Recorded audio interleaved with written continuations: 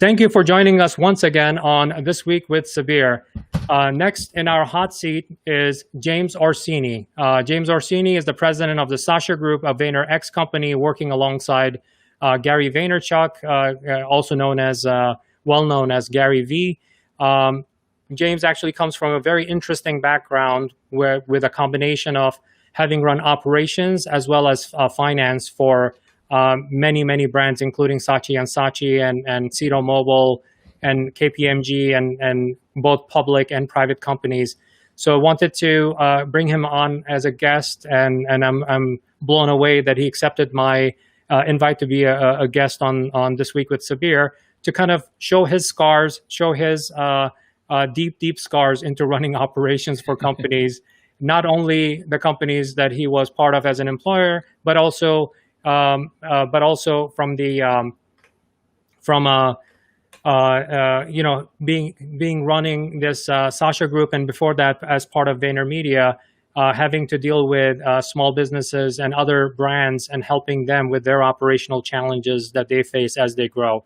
So, James, thank you for joining us. Thank you for being part of this show. And would you like to say a couple of words about kind of your background? Yeah, absolutely. It's really great to be here, Sabir, and it's actually great to witness your personal growth. As I've known you for quite some time, and this is yet another stepping stone in what is Sabir.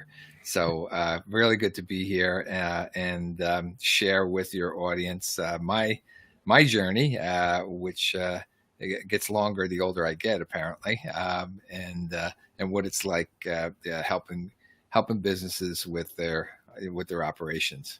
I think it's the analogy is more like fine wine. Like with age, I think we get better and better at the craft that we are in, whatever we do. Yeah, it was funny because this week I was actually honored to be included in a campaign's 40 over 40.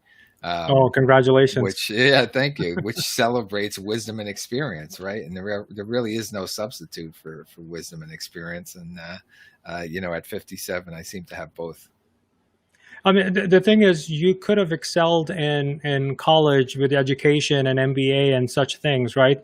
Mm-hmm. But nothing is a substitute for the deep scars you have from the pain that you had endured over your experience, right? Yeah. Well, especially if there were failures, and you learn from them, not that it impacts you in a negative way, Yeah, that's an important thing, is to not be afraid to fail, right? We'll never really become more than anything if we're afraid to fail. So, I've done a series of things that on paper wasn't supposed to happen, right? Like a son of a plumber from Newark who didn't graduate Ivy League is not supposed to find their way to Goldman Sachs.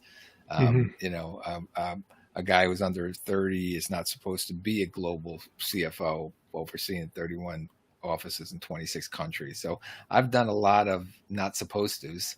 But you can only go into that if you're not afraid to fail at it.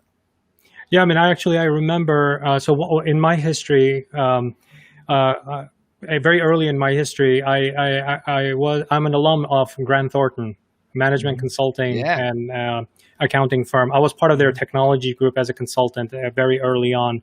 So hello to all my Grant Thornton alums. Competing against Ernst & Young and KPMG and so on and so forth. Mm-hmm. I actually came across a writing that I had done. And at that time, when I joined them, I was, I think, in my 20s, like very early 20s, like very young. And there was a massive project that at that time I was one of the junior people on the team. I was not a senior. I was not in a manager title or anything. I was just a junior guy. Mm-hmm. But a project miserably failed, right? It failed.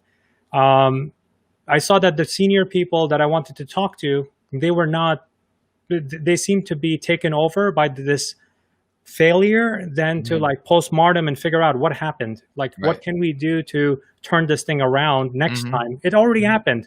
Right.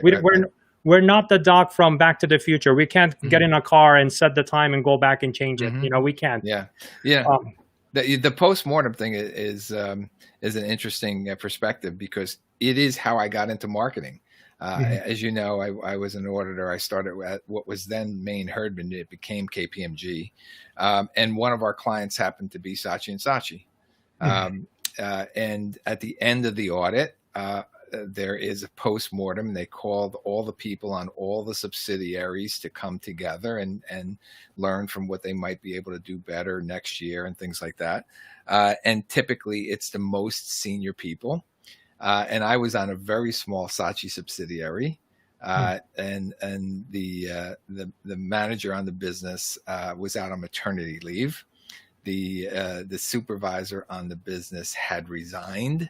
The senior on the business was sick, and I had to go in, as a first year guy and represent the subsidiary, right? And now in the room is all managers and directors and everything like that. Probably twice your age at that Yeah, time. absolutely. And the questions came around to me on this particular subsidiary, and I did a yeoman's job in answering it.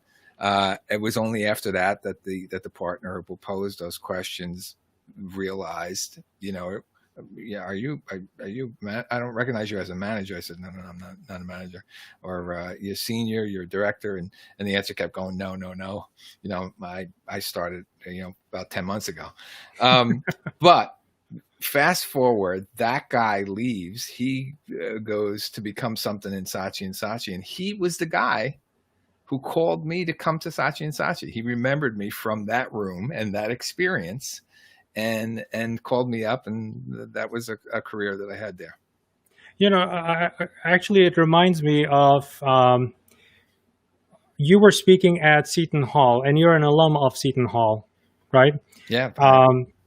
Go A Pirates. girl got up, came over to you, and talked to you about like, hey, you mentioned that VaynerMedia now does e-commerce. Can I talk to the guy? Right? Okay, I have some questions, and you connected me with her, and her and I, while I was at Vayner, I was coaching her, I was mentoring her. She would actually come out of Seton Hall, Isabel Goodman. Yeah. She would come out, and she would ask me. She was running a company in her dorm room, basically. Yeah. Which is phenomenal. That a way to my heart is doing those kind of activities. Yeah, it doesn't matter what you say, but if you show me that you're doing that in your dorm room, right? Basically, nobody's paying you and nobody is grading you, and you're doing that. That's a way to my heart. So she actually, I was mentoring her, and then I transitioned out of VaynerMedia to pursue my next steps. And when I showed up at that company, I texted her. I said, "Hey, Isabel, what are you up to these days?" She goes like, "Oh, I'm packing up my dorm room. I graduated. My parents are coming, and I'm going to be moving back to Philly." Right? So I said, "Okay, I guess what you need to tell your parents is they are picking you up, but you're going to take a detour to Long Island, New York." Go to Long Island, right, instead of Philly. To Long Island, New York. She goes like, "What do you mean?" I said, I really enjoyed working with you and mentoring you. What I want to do is I would like to hire you. I'm going to be your first employer out of college. If you don't have a job yet, I would like to hire you. You could keep on running your side hustle on the side. I wouldn't mind that. I don't care. You can just, and I can coach you on it if you like. But you're taking a detour. She was like blown away that all she did, to your point, what you did in that room back then, she raised her hand and said, "Okay, you know what? I'm going to go up and talk to this keynote speaker and ask him a very simple question." Out of that, I'm sure that there were 800 other kids that didn't do that. And she's the one who did it. Yeah. And taking action to me is like one of the biggest things you could do in your career. Absolutely. So it's a two-way street. It's one, taking action, the initiative. And then if you're in a position to make a difference, it's giving her the time. So I gave her 15 minutes in my office at Hudson Yards to come and explain more about what she was doing. And she told me that she was selling these ear pods out of her door. Oh, yeah. She had done 65,000 in the first year. And I was like, okay, she's special. Let me introduce her to Sabir. So, and then it went from there. But, we also, when you're in a position of senior management or authority, have to find the time to give them the time to let you at least hear what could be special about what they're doing. Yeah, I mean, me too. I mean, earlier in my career, there were certain people, I still remember them. That they did give a damn, right? Mhm. They did say that, okay, you know what, I'm going to spend time with him because he's worth it, and I'm going to spend time with him to kind of coach him, mentor him. And there are very few people like that. Other people that like to kind of keep the things to themselves, and they don't really share their knowledge and stuff like that. Mhm. And because that somebody cared to do that for me, I cannot not do that for other people, like looking forward. And I Right. believe in mentoring. I've been actively been mentoring at Queens College, Baruch, Rutgers, NYU. I Mhm. mean, so many of them. Like so many students reach out, and as long as I have the time and they're doing something interesting. Not that I'm giving another class. I'm not their professor. Mhm. Mhm. So if the student is looking for me to teach them something, that's not the right approach. Right. They need to Right. be doing something, and I need to see how I can take them and kind of give them that little boost to along the way, so that they can appreciate it, and they would be able to take that kind of a next step. Yeah, we all know what value it is that we bring, and I call it playing to our sweet spot. And as long as we play to our sweet spot, those around us will feel the value of what it brings.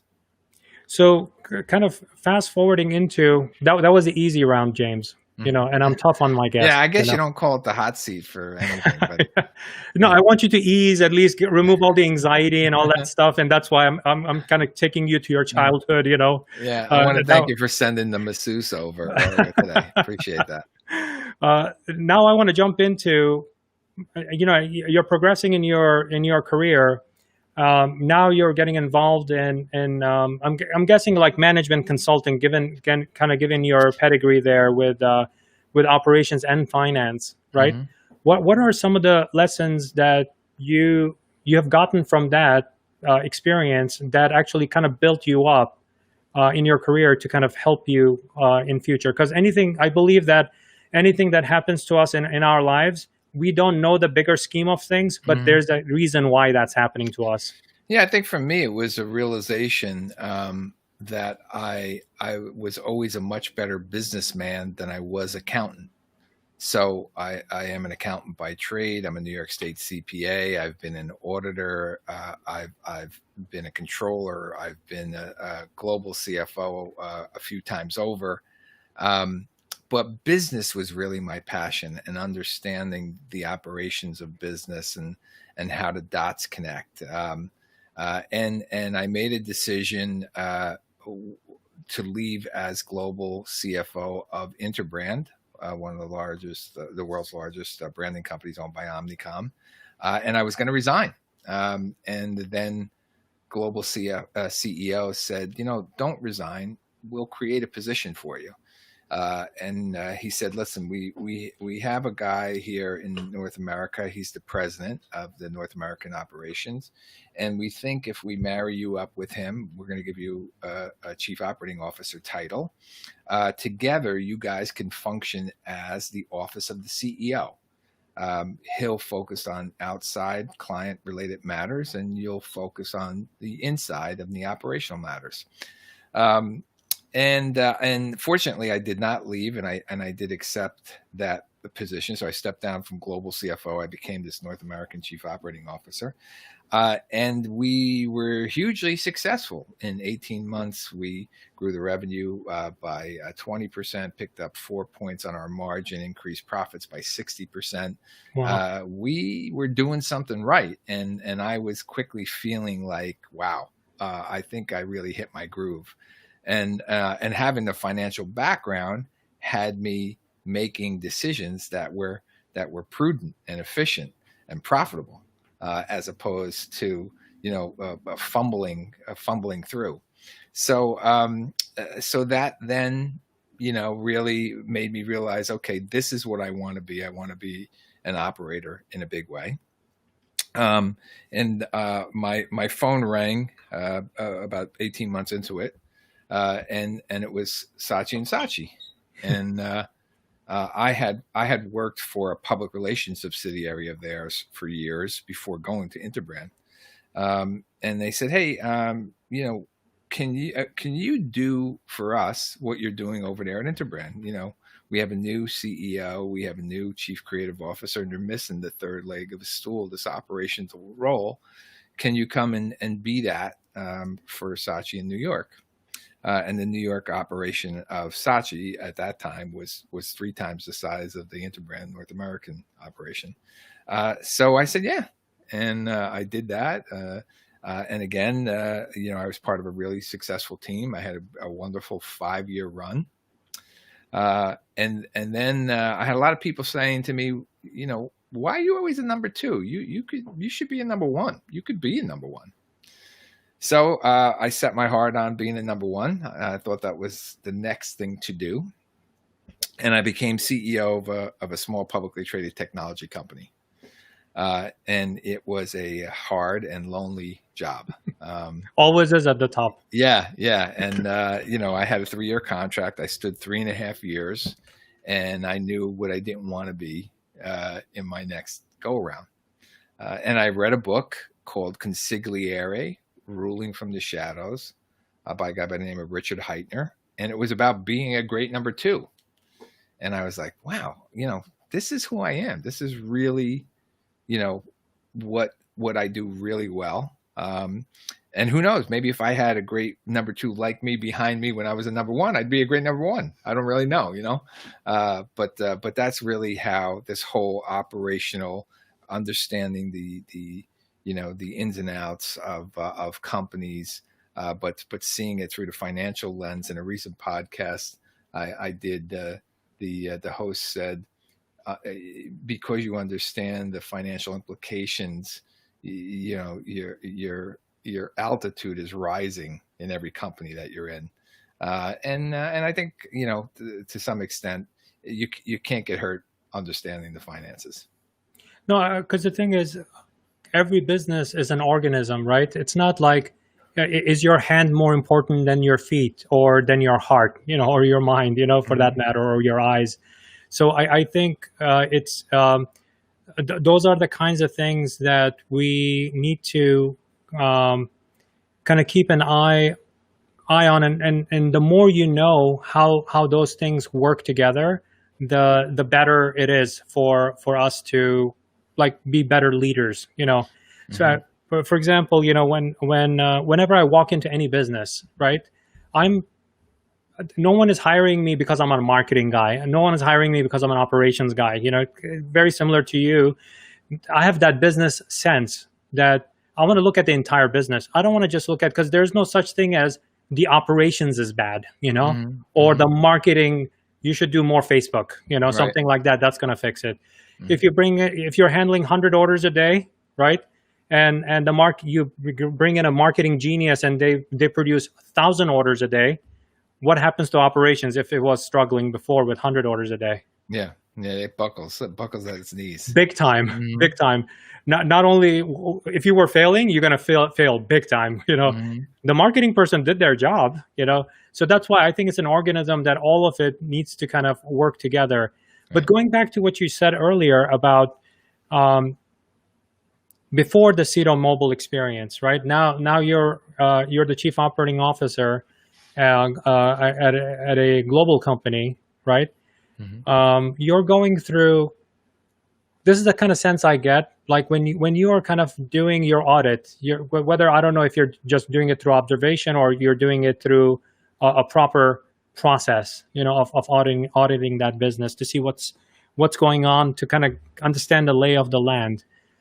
When you're doing that, what were some of the things that came about? Like, what were the 5 things that were great about what that company was doing, and what were the other 3 things or 5 things that you really needed to move the ship?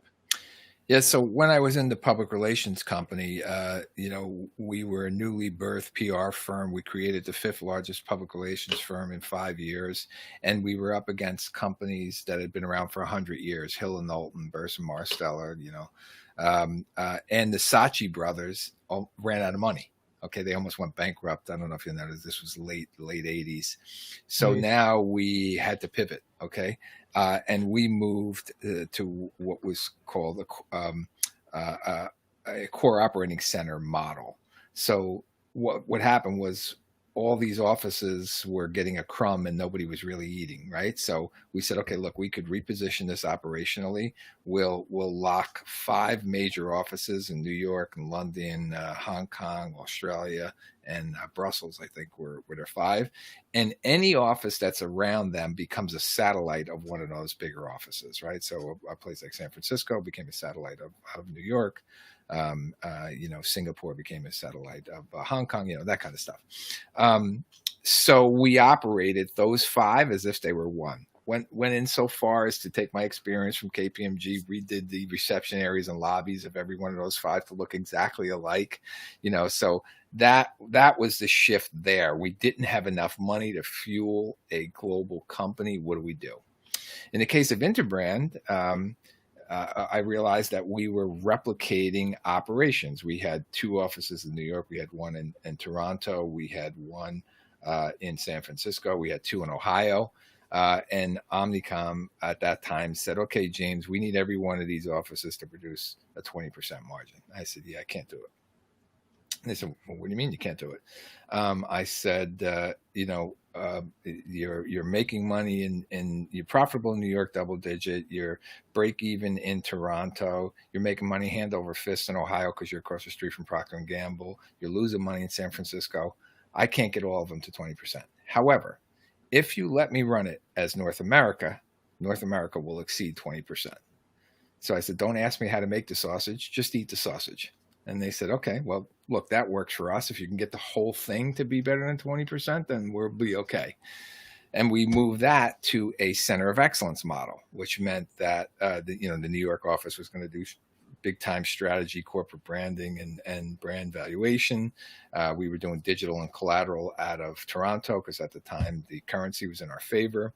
We were doing package design out of Ohio. We were doing high-end boutique design out of San Francisco. And I would just kind of quarterback the new business opportunities as they came in. And it didn't matter what door you entered, you were being serviced by Interbrand North America. You heard the stats. We were hugely successful in 18 months. So part of it is it's not a one-size-fits-all solution. It's understanding the issues and dilemmas and problems that you're facing, and then looking back behind you and realizing what are the assets that I have to work with and how do I get these assets to work best together? I think the businesses that, with your leadership, right, folks like you that understand that and they don't broom it under the rug, but they say that, we really have a problem. We really need to address it, right? That's what I think. Coming to that realization is the first struggle for a lot of businesses and business owners, right? Right. And because the thing is, in some cases, I've come across where they don't think they have a problem. Right. Yeah. Not realizing you have a problem is the first problem, right? Well, as soon as you get over that and go we're here to fix this. Let's fix the company and do the right thing that needs to be done to it, not that it's going to hurt somebody's ego or issues or anything like that. Let's work on that. Yeah, we've been, a simple tool that I use is the Eisenhower matrix, right? Which everybody's familiar with, the 4 quadrants, and whether you separate urgent from important or dollar amount from marquee value, whatever the quadrants are, just to be able to begin to plot what is in front of you. Okay, it could be a client plotting graph. It could be staffing graphs. It could be opportunities and decisions that you want to make. Well, which ones are important and which ones are urgent? So not everything is in the upper right hand box or quadrant. So just understanding how that lays out, allows me to address and attack situations with much greater clarity. I mean, one of the behaviors that I'm going to credit to my VaynerMedia experience is crawl, walk, and run, right? When you do that kind of a matrix, do you also prioritize, because not everything is urgent, like you said, right? Yeah. How would you prioritize those kinds of needs? Because in some cases where something that you urgently need, but you don't have money to fix it because it requires capital investment in order to do it, So how do you prioritize that? Well, I think by its very nature, that's supposed to help you prioritize it, right? So that's the first matrix that I introduced to Gary was just that. Listen, we don't have, because you'll recall when he brought me on, I'm sure we'll get into this. There was a finance director and there was a general counsel, and Gary and his brother. There really wasn't anybody else. By the time you left, there were 12 leaders around that table. But before that, there wasn't. And some of it was, hey, listen, we simply don't have enough money to fuel everything that you want to do right at this time. So let's get it into a matrix. Let's separate the urgent from the important. I did this with the Sasha group. In fact, I literally just shared it with a leader, with a VaynerX leadership team to show them how we did what we did in 2020 despite a pandemic. We were still able to grow revenue. We grew profits, because we started the year in November of 2019 with hey, here's the matrix that we're going to march to. And by the way, COVID-19 did not derail us from the matrix. We still did everything. Every dot that was on there was addressed as we sit here September 23rd. Yeah, I think principles play a huge role in that, right?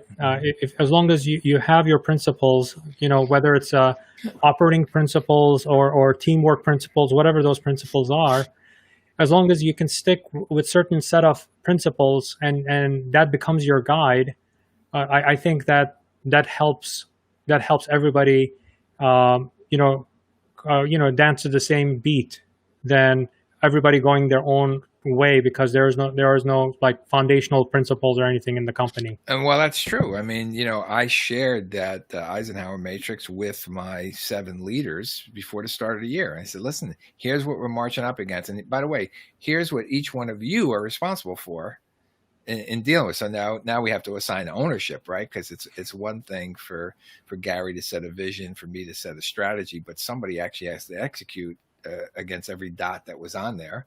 And everybody knew, in fact, what role they were to play to help us bring the matrix to life. So you do something just like, at the very beginning of the conversation, you said that it was not supposed to happen, right? Yeah. It was not supposed to. I think that seems like the narrative of your life, Yeah. Here you are running Saatchi and Saatchi, and you're running with KPMG, and you have transitioned to Cito Mobile, right? So that it kind of makes sense, right? A lot of folks who are, whether they're Ernst & Young or Grant Thornton or KPMG or Saatchi and Saatchi, they go on to, if they had leadership position, they go on to, it's expected, right? Mm-hmm. You go on to either running a private company or a public company, right? You go and run a public company, and we should dive into a little bit more into that because of all the challenges that you face being the number one leader there. Mm-hmm. But then you decide or have breakfast, the infamous either breakfast or lunch with Gary Vaynerchuk. Mm-hmm. and that everybody has a Gary Vaynerchuk breakfast or lunch story. Mine was a dinner. yours was a dinner. Mine was before breakfast. I actually asked him to meet me at 6:30 in his office on Park Avenue. And I showed up, I intentionally, because I knew him from before, I showed up 15 minutes earlier than him and waited outside the door and we're like, what are you doing? Why are you so late? So before we get to that story, which I'm going to hold off for like maybe 7 minutes, let's talk about the challenges at a public company, right? Yeah. You transition to a public company. This is your first time running a public company? Look, I had never been a CEO. I had never really been on the front end of a public company. I had been in subsidiaries of public companies. And at the time, I really didn't know anything about technology. It was a transactional pipe, if you will, right? It was most noted for sending billions of text messages on behalf of Walmart. Your prescription is ready, your glasses are ready reminders, as they were called. It had, I think at the time that I was there, it had 80 million phone numbers in its database, wow. Right? But it was a tech play. I helped to move it to a mobile media play just to get it a little closer to something that I understood. Mhm. But it was funny how when I got there, and I tried saying no a couple times. I really did. I tried saying no a couple times, but I was recommended to the founder by two different people, and the company was based in California. So here's this company 3,000 miles away, and this founder is looking for a CEO, and two separate people recommend me. And he calls me up and he said, "Look, I don't know who you are, but I know for two people to recommend the same guy 3,000 miles away, you're going to be the guy that's going to run my company." And eventually they, you know, as the Godfather would say, made me an offer I couldn't refuse. And I did go, but I told them I wasn't going to move to California. By the way, I do love mafia and mob movies too. Okay, My good. latest one was the three latest ones that I watched. Bronx Tale, I had not watched. Somebody yelled at me for not watching it because I'm a fan. Once Upon a Time in Queens, In Queens, yep. and The Irishman on Netflix. Yes, yeah, Those absolutely. three really good movies. All iconic dramas there. Yeah. So anyway, I told him I wouldn't move to California. He said, "Put the office wherever you want." I was at Saatchi and Saatchi at the time, and they were on Hudson Street, and I spun around and I was looking at the Hudson River, and there was a boat pulling into Newport in Jersey City. And I said, "I want to put the office there." And he's like, "Yeah, go ahead." So we moved the headquarters to Newport, Jersey City, and off I went to become the CEO of this small publicly traded publicly traded tech company, traded on the bulletin board, and it's now on the NASDAQ after I left. So, but was it a hard job? Absolutely. I was there a couple of months, and somebody comes in and says, "Hey, James, by the way, we're not making payroll on Thursday because we ran out of money. So have you ever done fundraising, and can you do it this week?" What are you talking about? So it was hard. My name is Orsini, not Gandalf. Yeah. And then working with big clients like Walmart and AT&T, and they had about a dozen others. I had offices in Boise, Idaho, in Encinitas, California, and around the San Diego area. And just kind of get my arms around what it is that we were selling and how to do it. And remember, in most of those other positions that I had as the operations guy, I was never on the front end actually selling. Okay. Mm-hmm. And to your point earlier, I'll never forget Mobile Marketer ran a headline that says, "What makes James Orsini leave his comfortable perch at Saatchi & Saatchi to go to Cito Mobile?" Right. So when you read a headline like that, you realize, what did I just step into? But I learned a ton. I didn't blow the company up. The company's still there and functioning. We did some really good things in the time that I was there. And I got some real clarity on, what it is that I did not want to do, post that exit. I knew I didn't want to be in a publicly traded company. So I was going to take another job in big advertising. I had a couple offers, big holding company roles. And I called AJ, Gary's younger brother, to tell him, "Hey, Guy, I'm going to be coming back into big advertising. I'll see you again in New York City," kind of thing. And that's when he said, "Had you ever met my brother Gary?" And I said, "No." He said, "Did you ever hear of my brother Gary?" I said, "Not really." He said, "Well, why don't you do a quick Google search? He won't be hard to find." This was probably 2014. How did you get to know AJ? I sat next to him at a Seton Hall University basketball game about a dozen years ago. Yep. And then I became his mentor. So, he would, me, my brother, and two guys just started this social media company. I was chief operating officer at Sasha at the time. And I was like, "You want to come down and see what it's like when you get big?" And he took me up on it. And then he always kind of stayed in touch. And while at Cito Mobile, my developers in Idaho developed a product that they thought was right for Facebook. And they're like, "Who can we show this to?" And I said, "I know this kid, AJ, he does some stuff with Facebook. Let me give him a call." So I called him up, and AJ was like, "Yeah, we're on Park Avenue. Come on in." And I went in. And I was like, "Wow, this is like a whole company. Kid's got like 200 plus 300 people here." I said, "This is not, four guys in a cubicle anymore." Right. So that's why when I was leaving Cito, I just kind of called him to let him know that I'd be back in New York City and, banging around the big advertising world. And he asked that I spend some time with Gary. And I did, and when I did, Gary was really clear. Yeah, he was like, "Hey, James, I want to build a $500 million integrated international independent communications company.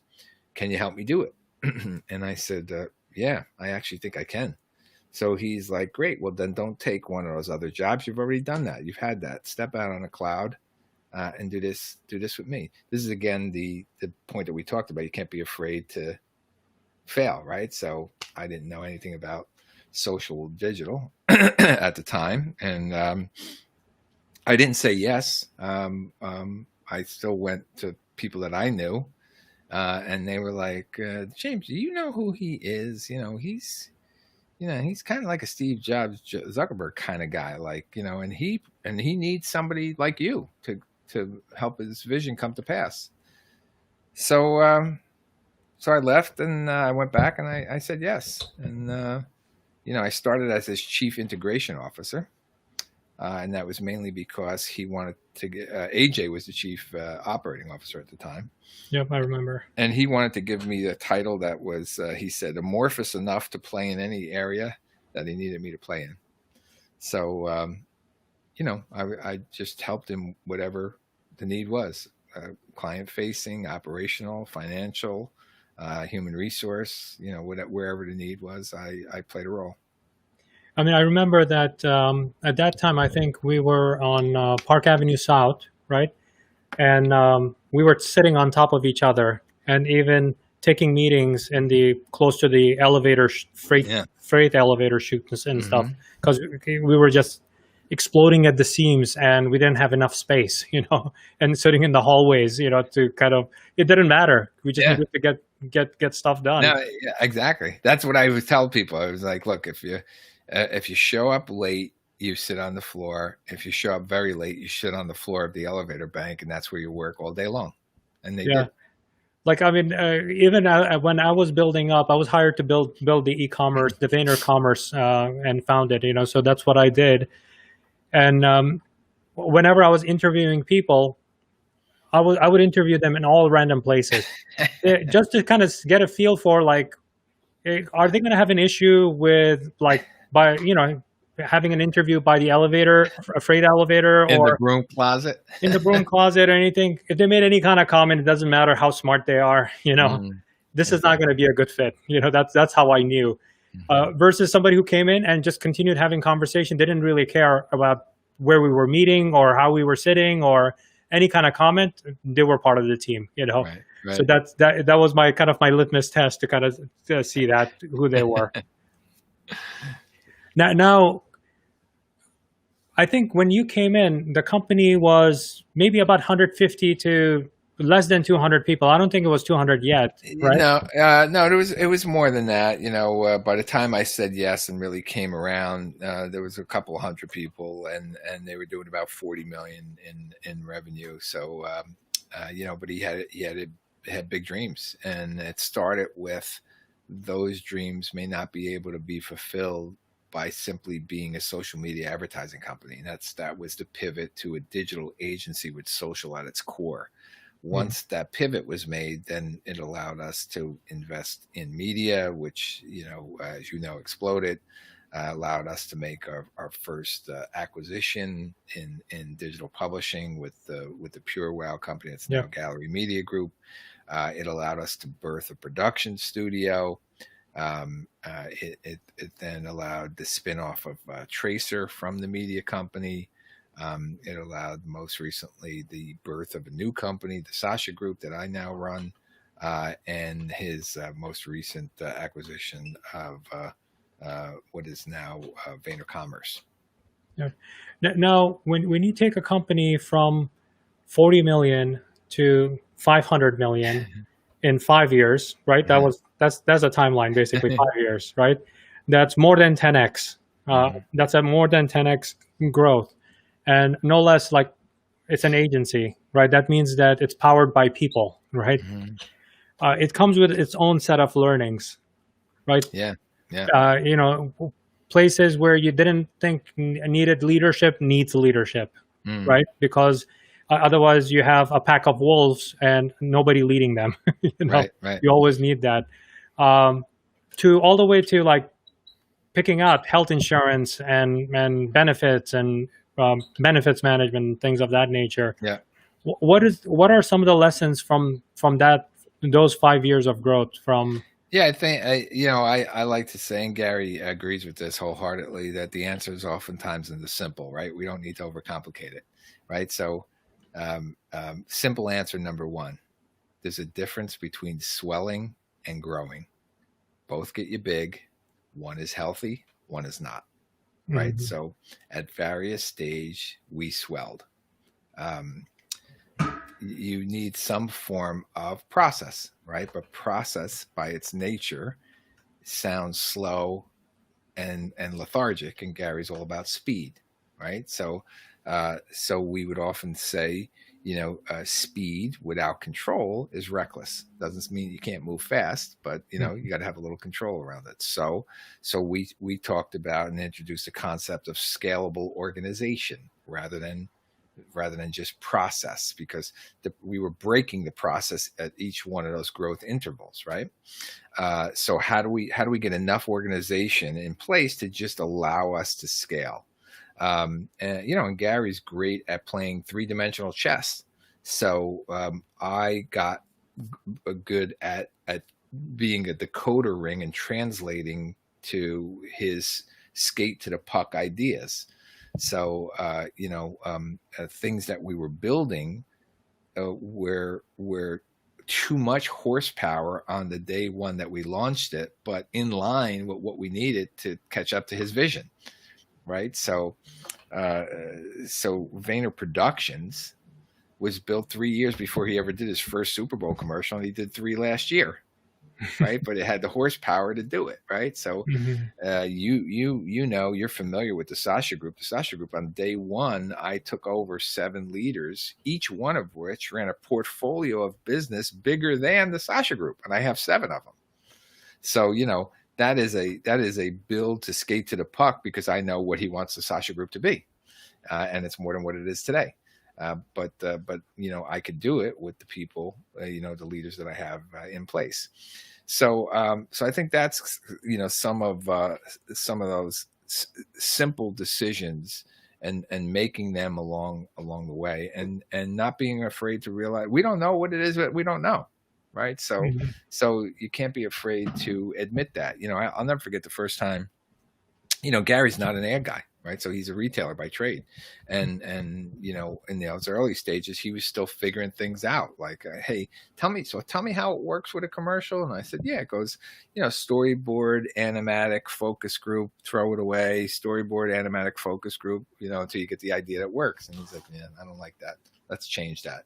I'm gonna do 3 videos. I'm going to run them all on Facebook. I'm going to see which one performs the best, and then I'm going to take the best one up to television, right? So was the Stainmaster concept that we did with Georgia Pacific. Okay, that's the way he did. He broke a 150-year-old model in like 50 seconds, in doing it differently.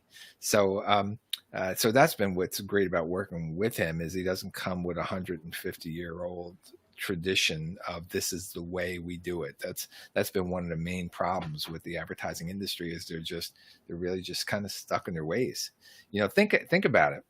Rather than bury their head in the sand, the advertising industry had the opportunity to own Facebook and Google, okay? And instead, they celebrated the investment that they made in the sale on the stock 20 years ago. And then they buried their head in the sand and hoped that social media went away so they could do more television commercials. So, it's bad decisions like that, and not evolving and seeing evolution that thwarts people. Yeah. So how did the concept of the Sasha Group give birth? I mean, came about at VaynerX, because we had VaynerMedia. It was catering to a certain amount of clients and providing all sorts of different services, from social media, running paid media, e-commerce, and many other services, right? Personal branding and so on and so forth. Why did it come into existence? Yeah. So the good and bad with any good COO is when you do your job, you actually put yourself out of a job, right? So we talked about how, before was a couple of us around the table, and now, you had chief creative officers, chief financial officers, chief heart officers, chief strategy officers, chief production officers, chief media officers. There's a lot of chiefs now, right? So, But it's almost 1,000 people also. Yeah. Well, it's certainly close to 1,000 people. It's international now, right, with offices in Singapore and London, and it's a very complex business model with all these other subsidiaries rolling up into VaynerX. So one of the last things I did was running the studio, right? So he's like, "Listen, the studio's broke. The vision. You got to go there and fix it." And I said, "Gee, I never really ran a studio before." And he goes, "That's okay. It's a business, and you've run businesses. Go fix the business."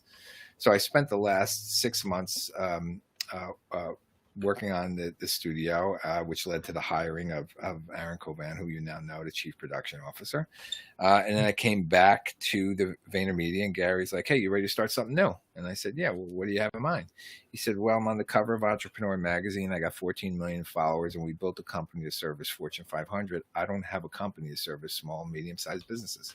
He says, "My inbox is chock full. I feel like I'm walking away from opportunities all day long. Come here, look at this one. Here's a $3 million pizzeria that wants to be a $60 million wine library," right? So, is this something you think you want to do? And I said, "Yeah, I think it sounds cool." And he says, "All right, listen, I want to name it after my father for legacy purposes, so don't screw it up.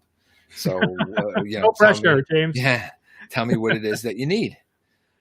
So I said, "Look, I'd like to take some of the things that I was close to and help author, alongside you, that maybe not are right for the hallways anymore, like the mentors program, which obviously." Yeah, I was one of the mentors. In there, right? And then I wanted to take the 4Ds, the educational segment. He wanted me to take the VaynerBeta that was running in New York. And then I asked for Chattanooga, and he's like, "Well, why do you want Chattanooga?" And I said, "I feel like we're selling sunglasses in Seattle every time I go there, and we should be selling umbrellas. We're trying to sell into big companies, and it's like a small Silicon Valley there. I think there's a lot of opportunity there." So he said, "Okay, go ahead." So I took over some of the leaders that were already helping me on the mentor side, and off we went, and we were successful in year one. Did just about 10 million in revenue, very profitably. And now here we are in year two, and we'll do north of 12 million in revenue, and Wow. And probably better than a 23% or so margin. So it's running well. Let me dig into the mentors program, because that was transitioned while I was there. It was part of Vayner, and then it transitioned into the Sasha Group. What are some of the lessons you have learned? Because you've worked with so many entrepreneurs. While I was there, I think I worked on, 6 or 8 different mentors. I was mentors, especially if it had to do with e-commerce. Yep. Among all of the entrepreneurs you worked with in the mentors program, first maybe define what the mentors program is, and then what sort of lessons have you learned about the founders that you work with?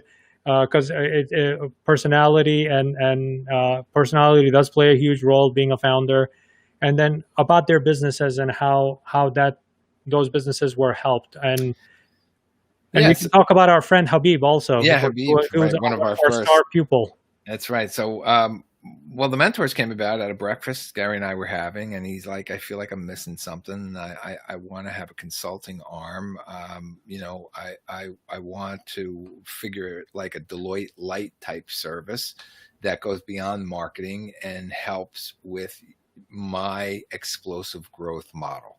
I have a track record of explosive growth. So I want to help businesses that are stuck or have plateaued, can't get past 10 million in revenue, can't get more than a 10% margin, whatever stuck means to them, it means to us. Can you develop something? And I'm probably most proud of the fact that within 45 days, we authored the offering, penned the documentation, and solicited the first 3 clients to be a part of it. And Habib is one of them. And what the Mentors does is, we spend time downloading the information about the company to understand what their pain points are. Gary's involved. It's one of the only places in all of the VaynerX where Gary's actually written into the scope of work. So he spends, we have a 3-hour onboarding session. Gary's in for an hour. We do an on-site visit. Together, we develop 6 growth pillars that we believe will unlock the explosive growth of the business. We deploy them over the course of the next several months. We have a wrap-up session for 2 hours. Gary's involved in another half hour, so the small business gets an hour and a half of Gary's time as well. And then if we are successful, we take a piece of the upside if we help you break through what you couldn't have done without us. So in the case of Habib, his goal, he was a $10 million operation. He was stuck at 10 million for a while as a nail polish manufacturer in California. He came in 2018. His 2017 financials were 10 million, and he wanted to double the size of his business in 3 years. So by 2020, he had hoped to be north of 20 million. And he, in fact, is going to meet and exceed that goal in this 3rd year. So he's one. And, Gary asked me on the podcast, so what's the secret sauce? Why was it very successful? Would it be even sometimes it's not as successful with others? And I reminded Gary what he said to me. He said, James, I'm giving people a recipe. If you leave something out, it could still taste good, but it's not my recipe. Okay. Habib followed the recipe letter to letter to letter, and as a result, he was able to triple his business with our help in the 3-year period. And one of which was going direct to consumer, which you were involved in and helping him retool his warehouse and setting up the e-commerce sites and making sure that there was fulfillment, returns, and now think of where he would have been in COVID-19 if he hadn't gone direct to consumer. Every nail salon was closed down. He might have been out of business. And here's a guy who's doubled his business. Yeah. Right. So that's the beauty of playing 3-dimensional chess. I mean, that's a story being played out right now during the pandemic, right? The companies that did not think that, or they thought e-commerce or social or digital were just a fad. It's just a trend. Kids do it and nobody cares about it. However, during this period, that's the only way to do business right now, right? If you rely on retail is closed. Even today, nail salons are closed. Throughout the United States and maybe even throughout the world, because you're touching and there's a hygiene issue and stuff like that, So that's look, we were talking about there's 9 smart things that businesses will keep doing even after the pandemic, right? So there's still going to be improved customer service, right? Because they realize that now with clean and fast and curbside, that's not going to go away, right? The new product and services that were launched, things like virtual events. We do a virtual 4Ds now. It's not going to go away even after the pandemic goes away. There's a renewed focus on basic footprints, and you're going to pay attention to digital and website and social channels, where before you might have just had a presence, and now you realize, oh my God, there is no retail. Everybody's coming to that stuff, right?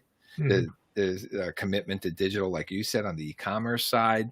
There needs to be a focus on cybersecurity, right? We had that whole Zoom bombing stuff that was going on. There's people, we're going to be embracing virtual. That's not going to go away. Doctor's appointments, things like that are still going to be teaching. In the mix. Mm-hmm. Yeah. Right. And, focusing on company culture, right? Because now there's nobody next to you, right? You still got to feel like you're a company, and I think people are going to stay scrappy. They found that, wait a second, I could still do what I do without necessarily perfection in the offering. It's the quantity of it, oftentimes is more important than the quality of it in a time like this. No, I think even operationally, companies that didn't think remote work was an option, they were actually forced into considering remote option. So, There you but go. it came with also benefits of, do I really need that office building? Do I really need that office park? Or Yeah. or an office with 25 people? Can best of my people be anywhere in the United States? They don't have to be in Indiana where my physical location is.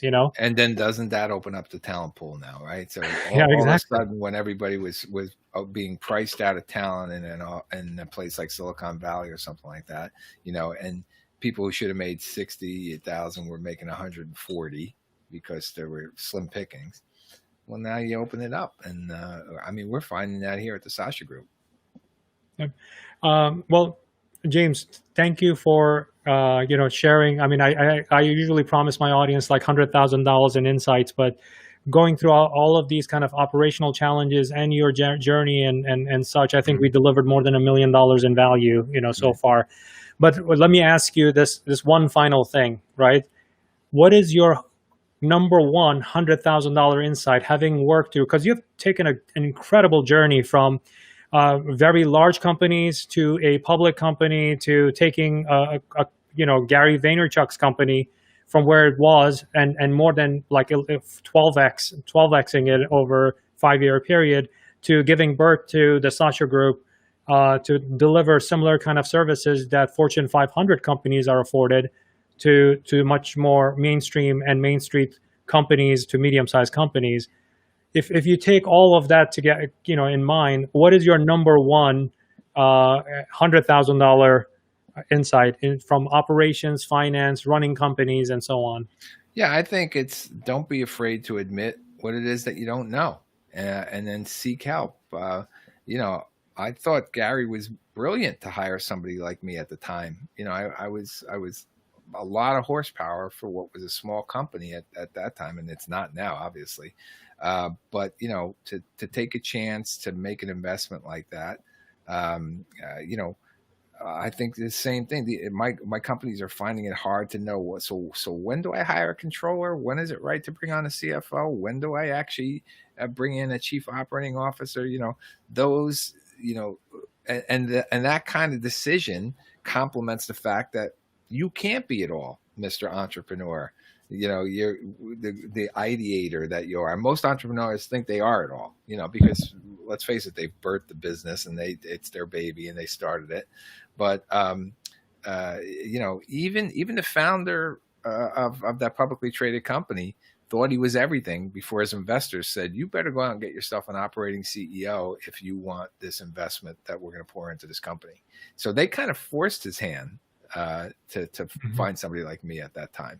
So that would be it. Like, don't be afraid to admit what it is that you don't know, and then find somebody who's going to help you with it. Okay. It could be an outside consultant, could be a hire, could be a yin to your yang, whatever that is. I think everything you just said, it kind of reminded me of Habib. Mm-hmm. Habib is embodiment of that statement also. Like, it comes from a music background. I interviewed him on this show earlier on. His assumption was, I don't know it. I need to go seek that knowledge from the people who really know their stuff. They know their e-commerce, they know their operations, they know their social media better than I do, and so on. And because I need to get that information from them, I don't have it. Right. And knowing that, I think, is a very big struggle for a lot of founders and a lot of entrepreneurs, because they give birth to companies and they think that they should have all the answer. The answer is no. Yeah, I remember he had to convince his Korean mother and brother, who were partners in the business, to give him $10,000 so he can go sit in the classroom in New York and learn from Gary and others in the 4D session. I think $10,000 well spent. I think you would agree. He says that. He said huge return on that. Well, thank you, James, for joining me on This Week with Sabir. I really appreciate it. I'm really honored, and thank you for sharing all of your knowledge with the audience. And there you go. best ever. Very good. There you go. Yeah. Habib, thank you for watching also. There you go. Best investment ever. So, that's why, it's great to watch the show. So it's, thank you for being a part of it. I really appreciate it. For the audience members, this is you can visit James on the web at the sashagroup.com. If you want to follow him on Twitter, he is very active on Twitter. His handle is at Jimmy the Pencil. Any others, James? Any other social handles you would Yeah, like?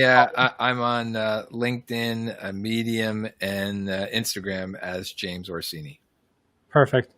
Thank you, James, and thank you, audience, for following us and for listening in. Great. Thank you for having me. Okay. Bye bye.